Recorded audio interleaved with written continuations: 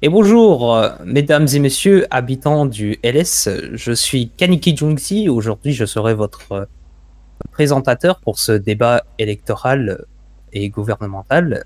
Aujourd'hui, nous avons Monsieur Brooks et Monsieur Carlito, ici présents, qui va nous faire tout simplement un plaisir de débattre sur cette élection et en compagnie avec leur vice-gouverneur ou tout simplement leur témoin qui pourra leur aider sur ce débat.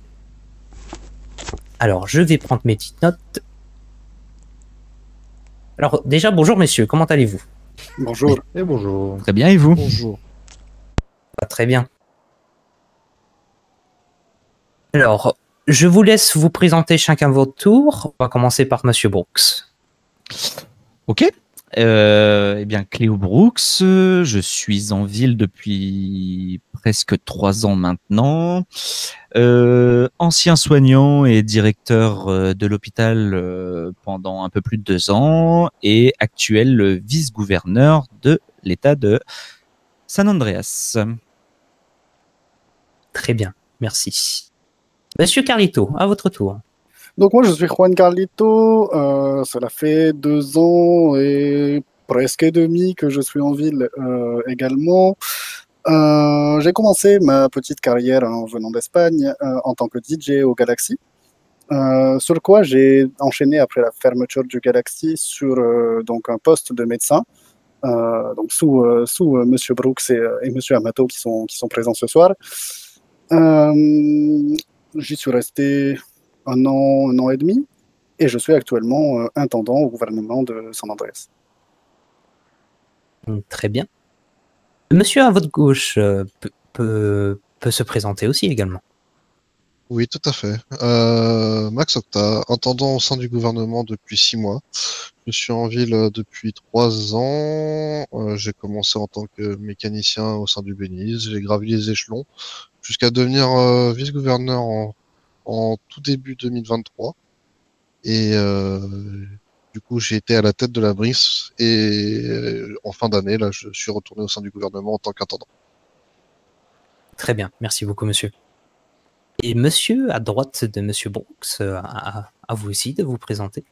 Et bonsoir, moi c'est Marco Amato. J'ai commencé en ville en fin de 2021 à l'hôpital avec Monsieur Brooks. On a formé un duo de choc à la direction de cet hôpital pendant de longs mois. À la suite de ça, j'ai été copatron du tabac pendant quelques temps. Après, je suis revenu aider mon cher Cléo Brooks à la tête du nouvel hôpital. Et pour finir, je suis venu travailler sous ses ordres au gouvernement en dirigeant sa sécurité. Très bien, merci beaucoup monsieur. Alors, première question pour ce débat. Alors, c'est pour vous, monsieur Brooks, spécialement. Pourquoi avoir décidé de vous présenter à cette élection?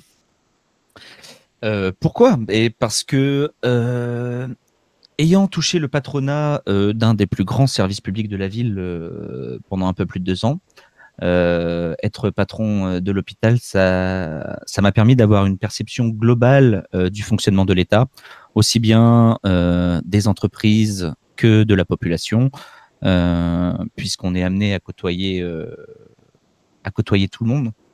Et en plus, avoir été vice-gouverneur aux côtés de Scott m'a aussi permis de mesurer l'enjeu d'avoir un gouverneur investi et actif au sein de l'île. Et c'était tout ça pour permettre à la population d'avoir un interlocuteur connu, parce que c'est un critère déterminant pour avoir l'adhésion du plus de citoyens possible. Et en ayant assisté monsieur le gouverneur pendant tout son mandat, j'ai quelques points de divergence avec lui sur certains sujets qui, pour moi, sont importants et je pense à mettre en œuvre dans le cadre d'une nouvelle mandature. Très bien, merci beaucoup pour cette réponse très pertinente. Pour vous, monsieur Carito, vous qui êtes un représentant du côté de monsieur Roberts, si je ne me trompe pas. C'est-à-dire un représentant du côté de Monsieur Roberts. On va dire que vous êtes là pour représenter la réélection. La réélection. j'arrive plus à trouver mes mots, mais la représentation de Monsieur Roberts. C'est bien Alors, ça? non, pas tout à fait. Pas tout à fait. J'ai également quelques petits points de divergence, comme l'a cité Monsieur Brooks tout à l'heure avec Monsieur Roberts. Nous ne sommes pas en accord avec tous les sujets. Il y a certaines choses que je vais conserver de Monsieur Roberts qui, je pense, sont bonnes pour l'État et bonnes pour les citoyens. Mais globalement, le programme sera vraiment différent de celui de Monsieur Roberts actuellement. Très bien.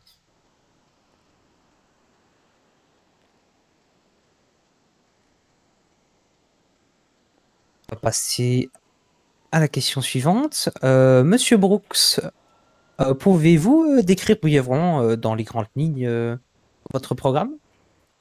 Oui, tout à fait. Ben, il est assez simple et je l'ai voulu global et pas trop précis, justement parce qu'il est soumis à adaptation en fonction des situations qu'on rencontrera. Mais il repose sur 4 grands critères. Dans un premier temps, les entreprises, puis les relations internationales. S'en vient la gestion des services publics et après une partie un peu plus large concernant toute la partie événementielle et monde associatif. Donc il y a quelques mesures phares dans chaque critère, mais le plus important est pour moi le fonctionnement de l'État à travers ses services publics, donner les moyens nécessaires aux entreprises de faire tourner le commerce. Et bien sûr, forcément, les relations internationales seront un sujet déterminant pour la suite de notre État. Très bien. Merci, monsieur. Je vais vous laisser communiquer à votre tour, monsieur Carlito. Très bien. Alors, nous, notre programme repose sur 5 grands axes, réellement. Donc, nous prenons donc une communication claire et ouverte. Donc, je souhaite transformer le pôle actuellement nommé le pôle événementiel en pôle de communication pour assurer un dialogue constant avec les citoyens et que les citoyens aient réellement une attache directe avec un service du gouvernement afin de pouvoir communiquer, faire remonter les informations qu'ils ont besoin de faire remonter.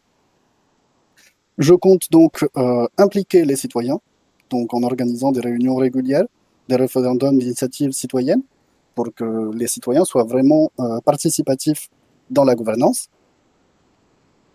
Je souhaite mettre en place un soutien social et économique, comme je le disais tout à l'heure, qui fait partie donc, des mesures de M. Roberts que je vais conserver dans mon programme, notamment la mise en place des aides alimentaires. Je vais également créer des plans d'aide pour les entreprises en difficulté et des programmes de soutien à l'emploi pour les citoyens qui ont du mal à trouver un emploi. Je compte aussi simplifier drastiquement l'administration, faciliter l'accès aux aides via des formulaires directement et clarifier les procédures administratives. Donc tout ça en lien avec le pôle de communication qui se chargera de simplifier tout ce qui va être décret et tout ça, qui peut être un petit peu compliqué à comprendre par certains citoyens qui ne comprennent pas forcément certains termes juridiques. Et je prône également donc, la transparence totale, donc publier régulièrement les chiffres de l'État et garantir de la transparence dans toutes les décisions du gouvernement. Très bien, merci beaucoup, monsieur. Alors, je vais vous poser une question commune. Au niveau de cette question, ça sera tout simplement quel est votre constat global de notre état actuel?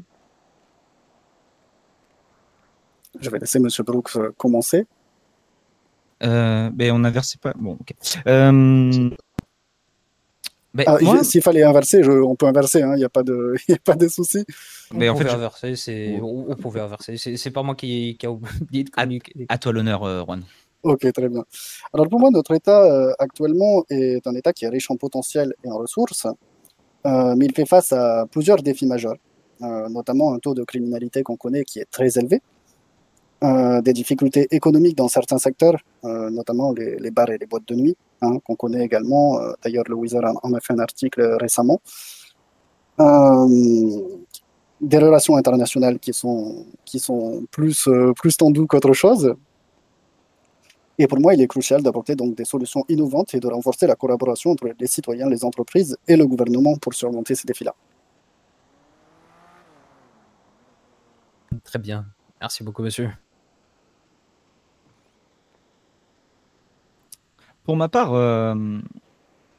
honnêtement, je pense que notre État est structurant et les forces qui le composent sont globalement très compétentes, aussi bien au niveau des services publics, qu'ils soient EMS, forces de l'ordre, ou même des entreprises qui font tourner l'économie et qui la composent. Parce qu'on a quand même un engagement des patrons au quotidien qui est quand même admirable. Et je pense que tout n'est pas à jeter parce que notre État tourne selon une très très bonne dynamique. Alors bien sûr, tout n'est pas rose. Et ce sera là notre but, de voir comment préserver et améliorer notre quotidien afin de pouvoir vivre convenablement dans notre État. Il y fait bon vivre dans une bonne partie. Certains points, certains pans de société sont à améliorer et des décisions sont à prendre euh, pour y parvenir. Mais je pense que chaque gouvernement successif a quand même apporté un vent nouveau à notre État et à nous d'y poser la pierre suivante. Très bien. Merci beaucoup, monsieur Brooks.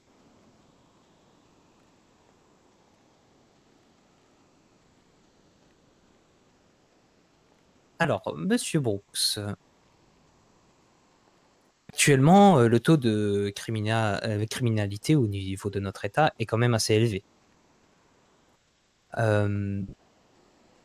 Si vous êtes élu, quelles seront les premières mesures ou les mesures que vous auriez appliquées? Alors déjà, il faut avoir conscience que les crimes et les délits ne sont pas en augmentation par rapport au mandat précédent. On n'a pas plus de faits de criminalité qu'avant. Il faut relativiser un petit peu, bien qu'effectivement on connaisse le taux le plus élevé des États-Unis. Dans un premier temps, je pense que en améliorant et continuant une mesure Roberts concernant la distribution d'aide alimentaire pour les quartiers défavorisés, ça contribue à apaiser les méfaits pour ceux qui veulent se nourrir et qui n'ont rien trouvé d'autre que des actes illégaux pour y parvenir. Après, dans le cas d'un criminel notoire, trafiquant de drogue ou qui effectue des braquages, ce ne sont pas malheureusement ces mesures qui les feront ralentir. Mais si on peut permettre de limiter les délits faits pour la subsistance de certains citoyens défavorisés, ça laissera plus de temps aux forces de l'ordre de se consacrer à la traque des criminels notoires. Le mot d'ordre serait d'être plus ferme avec les récidivistes, si tant est qu'on puisse les arrêter à chaque fois. Et ça doit passer par des discussions avec tous les services des forces de l'ordre pour voir ce qui est possible de faire ou non, puisque prendre des engagements concrets immédiatement sans avoir les tenants et les aboutissants serait totalement contre-productif et n'aurait aucune valeur dans la mesure où il nous faut un état des lieux très précis et un état des forces de police et des motivations des forces de l'ordre pour pouvoir parvenir à une solution pérenne concernant la criminalité. Alors, elle n'est pas en augmentation, elle est constante, très élevée, mais ça va faire l'objet honnêtement de vraies discussions avec la police de comment la faire baisser, tout en ne tombant pas dans un état répressif.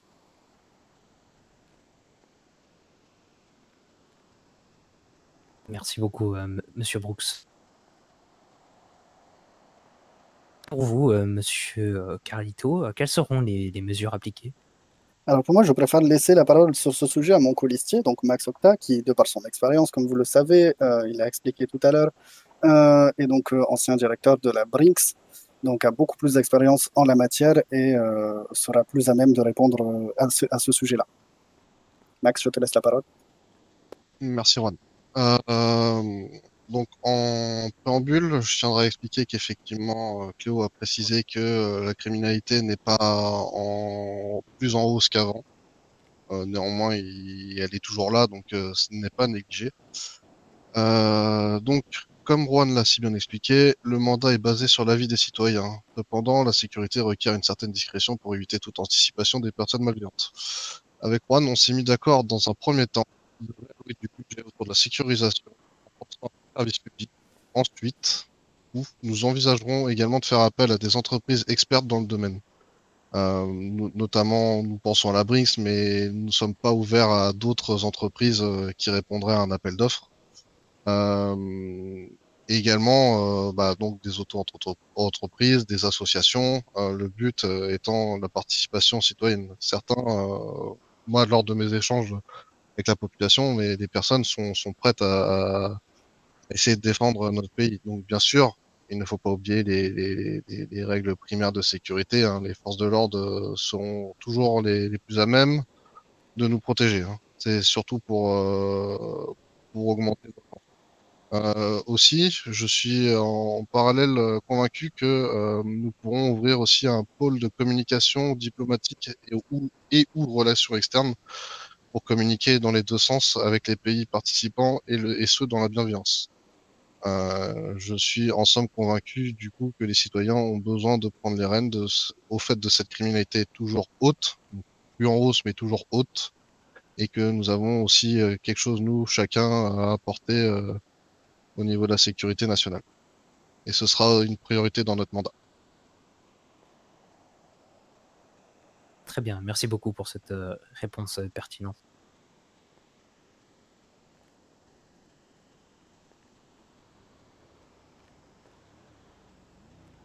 Alors, on va venir sur un des faits qu'il y a eu récemment après l'arrivée de ce pont qui amène à une autre île.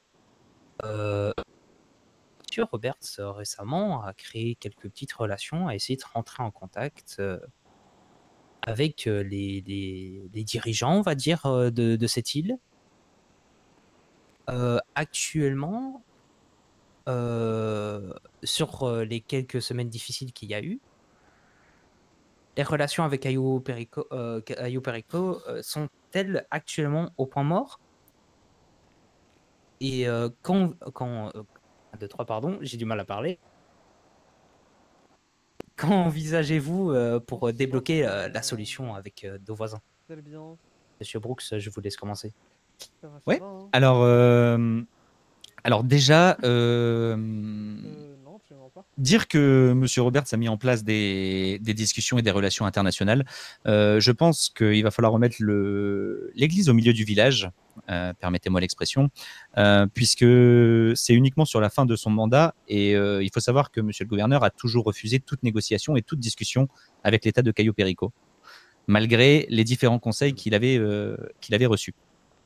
Donc durant ce mandat, les relations avec l'État de Cayo Perico se sont révélées très fragiles, effectivement, et ceci en raison du refus de M. Roberts de négocier et les agissements de l'État de Cayo Perico lors des attaques de nos entreprises sur notre sol.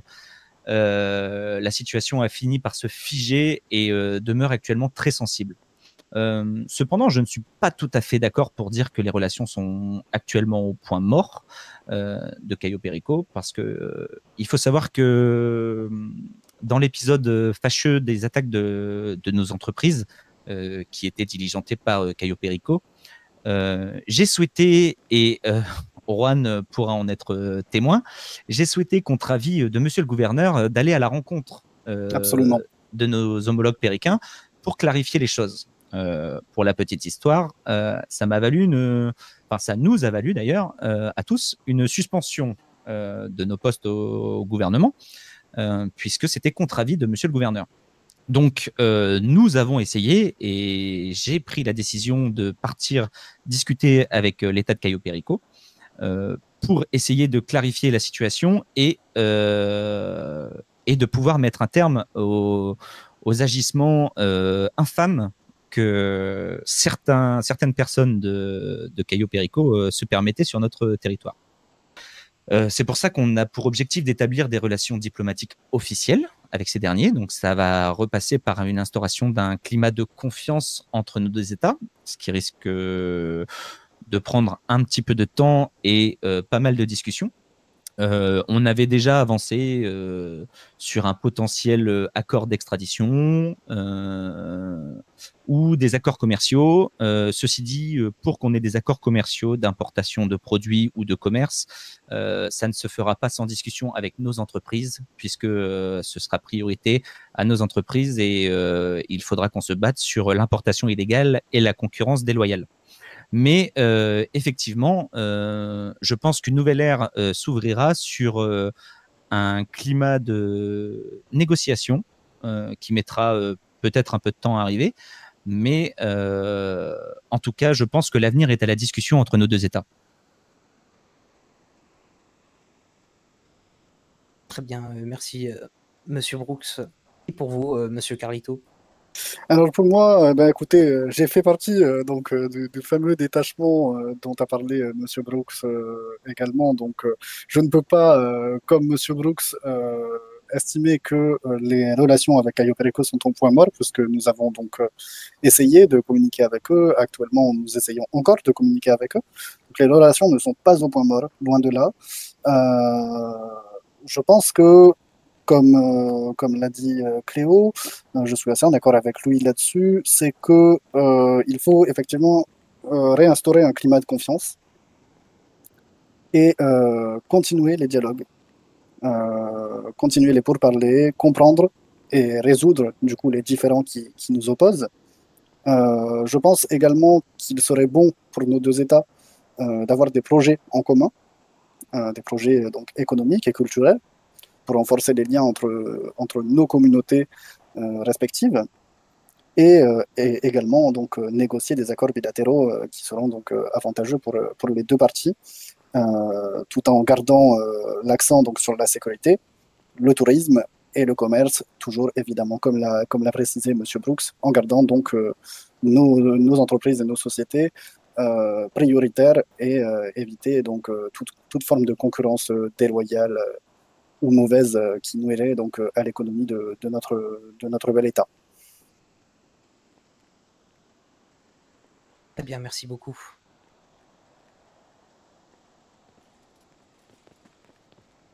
Monsieur Brooks, je vais venir sur un point que vous avez parlé récemment.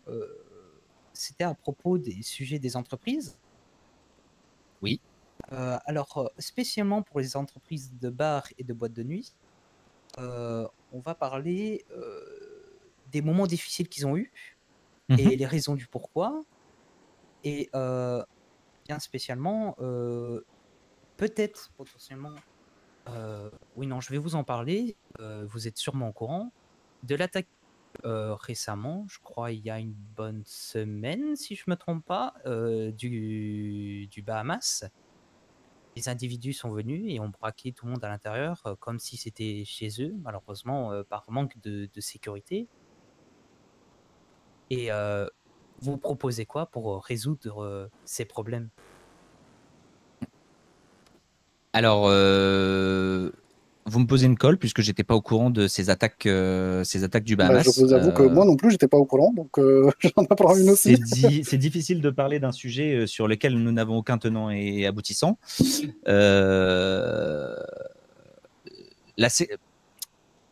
Pour généraliser sur la sécurité des bars et des boîtes de nuit, les bars et les boîtes de nuit représentent plusieurs problèmes. J'ai eu l'occasion d'en discuter dans un article de M. Cohen il y a peu de temps. De manière générale, on va d'abord faire un point sur la situation des bars et des boîtes de nuit. L'organisation est telle que la société actuellement, les citoyens ne vont plus ou quasiment plus dans les bars et les boîtes de nuit.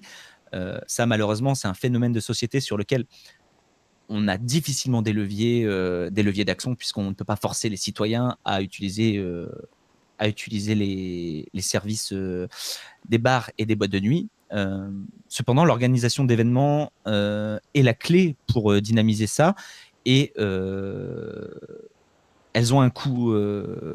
Il y a un coût conséquent, notamment en termes de sécurité, justement, ce qui fait probablement défaut à l'attaque du Bahamas que j'apprends ce soir. mais aussi une histoire d'organisation d'événements et de fiscalité. C'est pour ça que tout doit être revu là-dessus, notamment sur les mesures de sécurité et les subventions inhérentes à celles-ci. Et je pense que ça devra être la première clé. Après, il faut voir comment on les organise par rapport aux impôts. Si l'État participe à la sécurité des entreprises via un abaissement d'impôts ou via des subventions particulières, tout ça se discute avec les patrons en question, et ça fait l'objet justement d'un des points du programme pour les entreprises, où on a pu connaître dans le passé des réunions globales avec tous les patrons qui étaient inaudibles, personne ne s'écoutait et personne ne s'entendait. Et c'est pour ça qu'une mise en place de réunions par secteur d'activité, et justement là y compris les bars et les boîtes de nuit, pour avoir tous les patrons d'une même activité autour de la table, pour qu'ils expriment des revendications communes sur ce qu'ils ont besoin pour pouvoir faire bien et en toute sécurité. Et je pense que ça sera un des points à discuter avec eux. Mais encore une fois, pour l'histoire du Bahamas, je n'ai aucun élément à communiquer là-dessus. Très bien, merci beaucoup. Pour vous, Monsieur Carlito? Eh ben, écoutez, je suis plutôt en accord avec Monsieur Brooks là-dessus. Il y a juste donc quelques petits points sur lesquels moi je voulais revenir. Donc en dehors donc de cet aspect financier, Monsieur Brooks a parlé tout à l'heure de la sécurité qui a un coût. Moi, je m'engage, donc si je suis élu, à faire en sorte à prendre donc autour de la table effectivement toutes les entreprises qui en ont besoin, qui ont vraiment ce besoin de sécurité, et elles sont nombreuses actuellement. Et donc proposer donc des aides financières, qu'elles soient donc exceptionnelles ou pérennes en fonction de la situation, pour faire en sorte que la sécurité soit au plus haut dans les établissements, notamment des secteurs des bars et des boîtes de nuit, qui sont donc des secteurs qui travaillent donc, quasiment exclusivement la nuit, et qui du coup sont sujets à des problèmes avec les éventuels groupes illégaux. Également, je compte donc soulager le secteur en proposant donc des allègements fiscaux, notamment sur les entreprises donc des bars et boîtes de nuit, qui sont donc des entreprises où malheureusement, comme le disait Monsieur Brooks, l'attrait de la population n'est pas forcément constant. Donc proposer donc à ces entreprises-là des allègements fiscaux qui seront donc temporaires ou pérennes en fonction également du besoin et de la demande. Les aider aussi à faire donc de la communication, donc les aider par exemple à financer donc une partie de la communication directement par le Weasel News. Donc faire en sorte voilà, d'attirer au maximum les résidents et les personnes qui pourraient être intéressées dans ces établissements-là.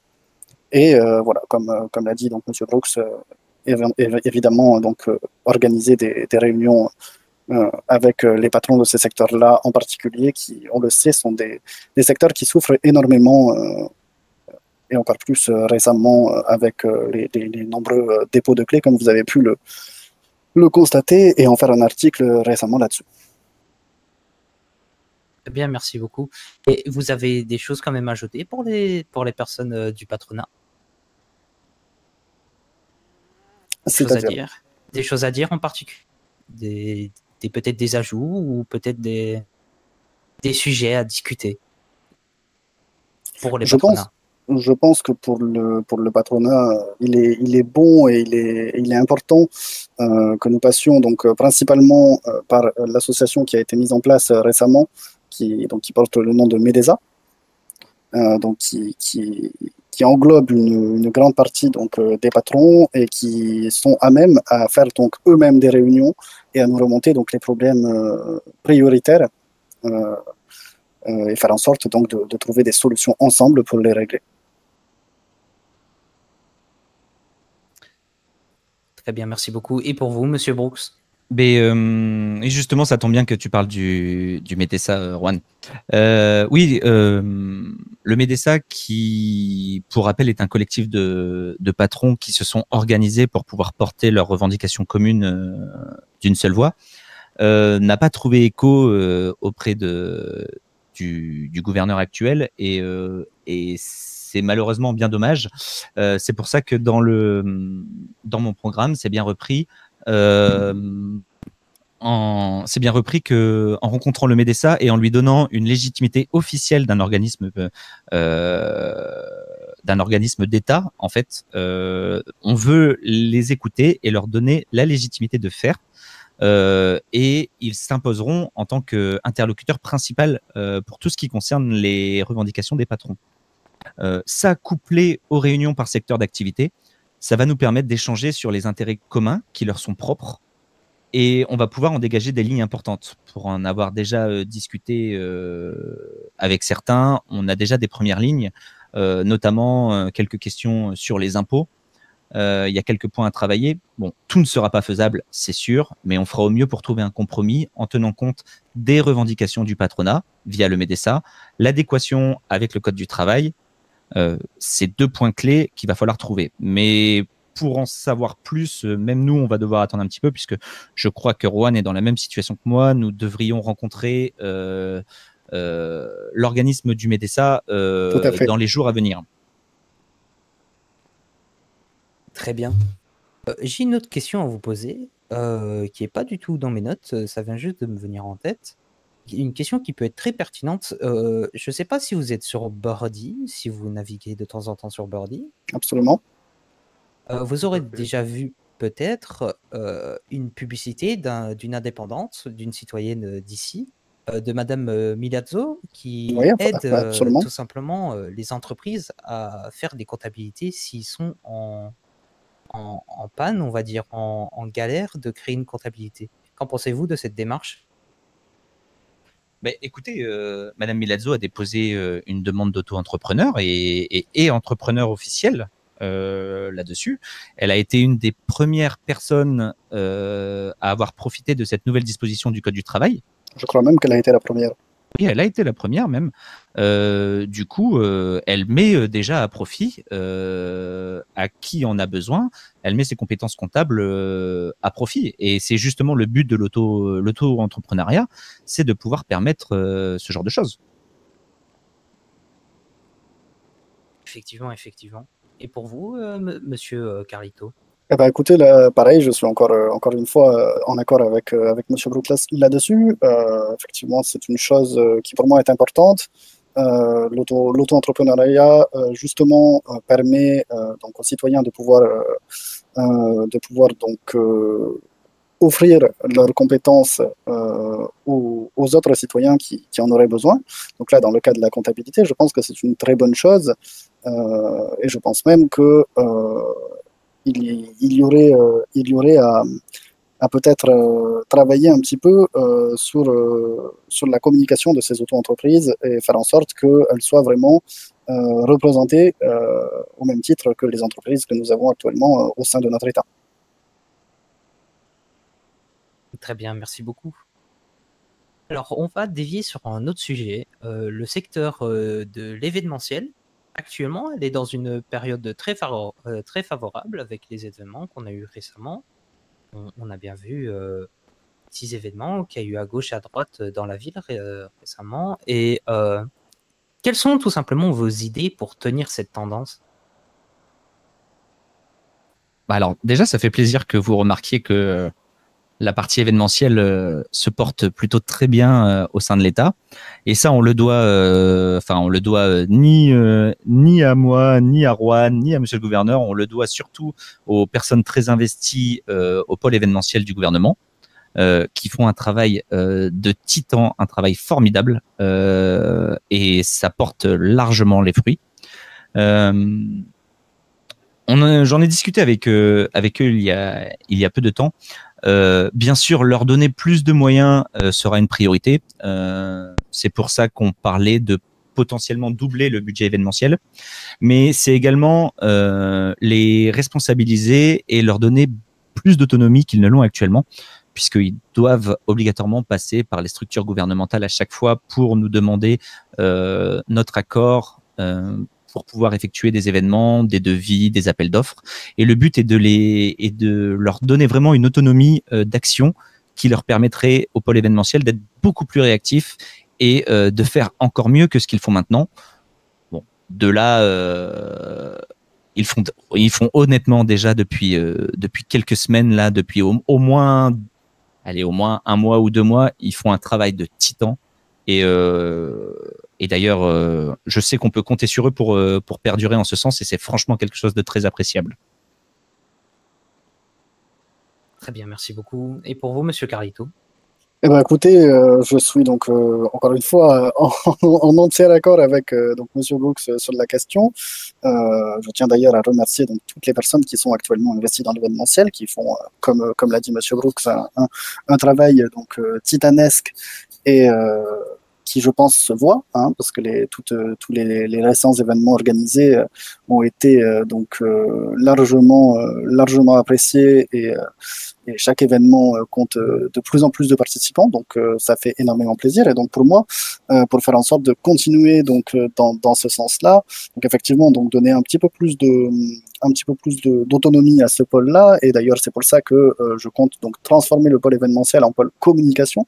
Donc ils géreront donc évidemment donc les événements, ils géreront aussi la communication des événements et ils géreront comment dire tous les partenariats publics et privés, toutes les promotions, faire en sorte vraiment d'avoir donc une autonomie plus large à ce niveau-là, pouvoir donc directement communiquer donc sur les canaux officiels du gouvernement, faire en sorte qu'ils puissent donc faire les communications de leurs événements directement sans avoir besoin donc de passer par la structure habituelle, donc à savoir intendant, vice-gouverneur et gouverneur.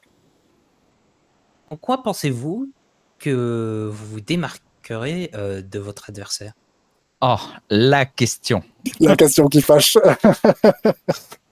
Mais en vrai, bon, je peux vous dire que ça fait quelques temps que je pratique mon petit Erwan, que ce soit à l'hôpital ou au gouvernement, donc il va pas être très surpris de ce que je vais dire. En fait, il y a plusieurs points. Dans un premier temps, ma longue expérience de patron et de directeur de service public à l'hôpital m'a permis d'avoir un point de vue plutôt éclairé sur l'ensemble des points clés qui concernent nos citoyens et nos entreprises. Deuxièmement, malgré mon statut de vice-gouverneur, à l'inverse de Monsieur Roberts, j'ai su garder un contact avec les patrons des entreprises et de se faire entendre, comprendre et écouter leurs problèmes. Et je pense que c'est un réel plus et c'est ce qui leur a manqué durant le mandat précédent. Et de plus, mon poste actuel, bras droit de Monsieur Roberts, m'a quand même permis d'observer d'un point de vue interne les enjeux, les décisions, les devoirs que doit avoir un gouverneur. Et en plus, un petit point pour Monsieur Amato, qui serait mon vice-gouverneur, avec qui j'ai travaillé pendant de très longues années. Et on a plutôt formé un duo de choc pendant quelques années et on est assez complémentaires. Et je pense que pour mener notre État et nos citoyens vers une pérennité des conditions de vie actuelles, je pense que on serait très très bien placé. Je vais juste me permettre de rajouter un petit mot sur ce sujet. À la différence du mandat actuel, notre duo, M. Brooks et moi-même, permet le débat. Les décisions ne sont pas fermées, l'ouverture au débat est possible et les idées peuvent être modifiées. Aujourd'hui, les idées de M. Roberts sont très fixes et M. Brooks n'a pas trop son mot à dire. Là, ça sera l'inverse. La communication sera la clé entre nous deux et on pourra proposer des choses et des idées qui seront bien plus adaptées à la situation. Merci Marco. Merci beaucoup, monsieur. Et pour vous, monsieur Carlito? Alors pour moi, comme l'a dit Monsieur Brooks, c'est une pratique depuis quelques temps. Il connaît aussi donc mes avis politiques divers et variés. En quoi je pense me démarquer donc de Monsieur Brooks, non pas par mon expérience qui est clairement en deçà de celle de Monsieur Brooks, hein, évidemment, mais par mon engagement donc à une gouvernance transparente. Je l'ai assez répété, je pense, mais participative, faire en sorte que vraiment les citoyens soient impliqués dans les décisions étatiques et orientés donc vers des solutions concrètes. Comme je l'ai déjà précisé tout à l'heure, notre programme est basé sur des actions donc, qui sont réalisables et qui sera basé évidemment sur une véritable écoute de nos citoyens. Bien, merci beaucoup, monsieur.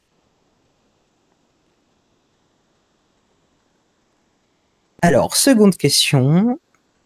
Monsieur Brooks. Oui. Si vous êtes élu, quelle sera votre première mesure? Oula. Alors, il y en aura pas mal des mesures et il y en aura pas mal des concomitantes. Mais si je devais en citer une, ce sera une refonte organisationnelle en interne des services du gouvernement. Parce que tel qu'on les connaît, on n'est pas forcément super réactif sur tous les points. Et c'est quelque chose à modifier drastiquement. Et ça va passer par une refonte totale des services du gouv. Ça sera pas forcément transparent vis-à-vis du public, mais ça permettra aux citoyens d'accéder beaucoup plus facilement et rapidement à tous les services du gouvernement. Ça couplé à la reconnaissance officielle du MEDESA, comme je m'y suis toujours engagé depuis sa création, et d'entamer les discussions nécessaires avec les corps de métier, je pense que ça sera la première mesure qui sera mise en place. D'accord. Et pour vous, monsieur Carlito? Donc pour moi, donc, je l'ai dit et répété, mais donc c'est évidemment le principe de mon gouvernement donc, sera participatif. Donc pour moi, il est important que ma première mesure sera donc de créer ce pôle de communication afin d'établir vraiment un dialogue direct et constant avec les citoyens et donc de garantir que chaque voix soit entendue et que nos actions reflètent véritablement les besoins de la communauté.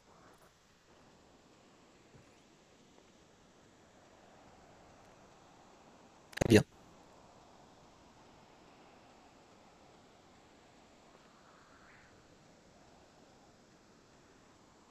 Alors, sur cette fin de débat, bien sûr, chers téléspectateurs, téléspectatrices, bien évidemment, je vous en prie, ou c'est comme vous souhaitez, vous pouvez bien sûr réagir sur Bordy en faisant un hashtag débat 2024. Vous pouvez réagir directement sur Bordy et je crois que nos chers représentants ici aura le plaisir de lire les commentaires. Évidemment. Tout à fait. Vous avez un Et d'y dernier répondre d'ailleurs. Oui. Un dernier mot pour ce débat? Juan, à toi l'honneur, si tu veux. Très bien. Donc pour le dernier mot, déjà je remercie donc Monsieur Brooks d'avoir accepté de participer à ce débat. Je renouvelle donc encore une fois notre détermination donc à travailler pour un avenir meilleur pour chacun d'entre nous et d'entre vous. Rejoignez-nous donc dans cette aventure pour construire un État où la transparence, la participation et le soutien mutuel sont au cœur de chaque décision. Je pense qu'ensemble, nous pouvons faire entendre nos voix et transformer notre État pour le mieux. Merci à tous d'avoir regardé ce débat. Merci pour votre soutien et votre confiance. Vive notre communauté, vive notre État et vive notre démocratie participative.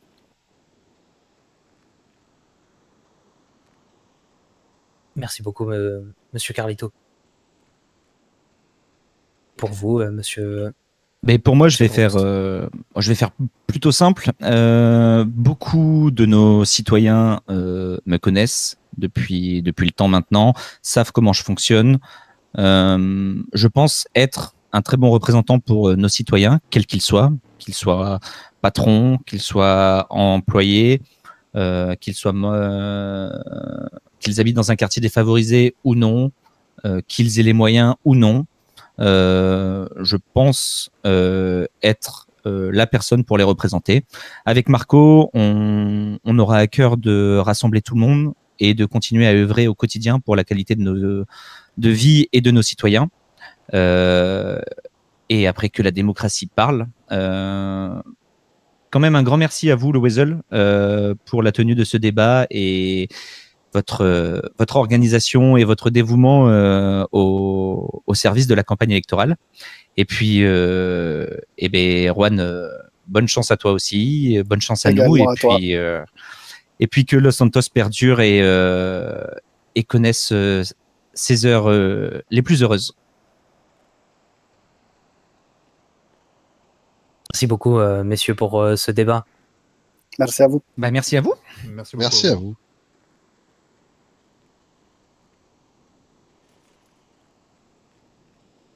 Et merci à tous et à tous d'avoir suivi ce débat actuellement ici au sein du gouvernement. Ça a été un plaisir de présenter ce débat